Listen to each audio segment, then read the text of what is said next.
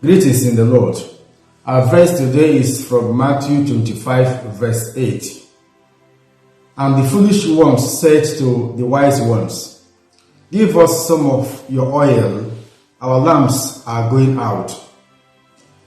Our verse is from the popular story of the 10 virgins who went out to meet the bridegroom.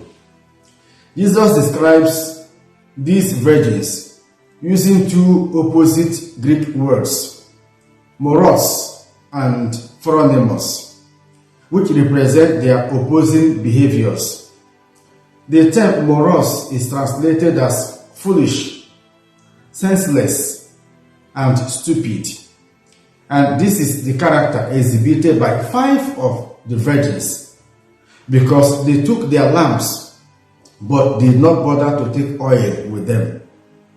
And the term phronimos is translated as wise, sensible, thoughtful, and prudent. And this describes the other 5 virgins, because while taking their lamps, they took flasks of oil as well. The 10 virgins had the same mission: to accompany the bridegroom from the house of the bride in a procession to the house of the groom, where the celebration takes place, and it was usually at night.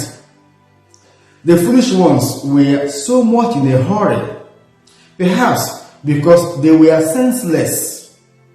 They forgot to collect oil for their lamps, or maybe they presumed that their lamps would not require oil. The wise virgins, in their preparations, used their heads properly. They did not presume. They were sensible to collect oil for their lamps. Unfortunately, the bridegroom's arrival was delayed, and all the virgins slept. But the issue here is not that they slept, because both the wise and foolish virgins slept. But while the foolish ones expected the groom to arrive soon, the prudent ones, the sensible ones, prepared for a delay. When the bridegroom eventually arrived, all the virgins got up. The foolish ones discovered they hadn't oil in their lamps. They went to the sensible ones to beg and to borrow oil. And that is our verse today. There are some things we can take home from this parable. Number 1, these virgins represent the disciples and all Christians who are awaiting the second coming of Jesus, the bridegroom. Second, the oil stands for good character and good deeds that are done in obedience to God and God's will. Third, having sufficient oil signifies enduring to the end, being patient to the end, persevering to the end. This parable is teaching about the end time and final judgment, but it can also apply to our lives in various aspects: family life, religious life, and relationships. As a priest, a religious, a married person, a student, or a business person, you need a lamp to direct you on the right path to follow and to success.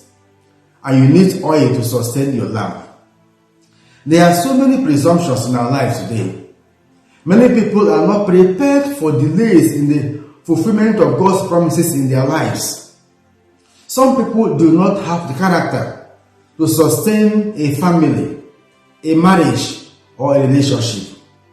This parable reminds us that to be successful in any field of life, we must have sufficient oil of good deeds, of good character, and of right behavior. And that there are things we cannot borrow in our lives. It is only foolish virgins who tend to borrow oil at the last moment, but they lose the joy of the banquet which they yearned and longed for. Are you a foolish virgin or a wise virgin? May God give us the wisdom to know the right things to do and the courage to do them. And may the lamps of your life journey of your family, of your marriage never go off. Amen. God bless you. Have a nice day.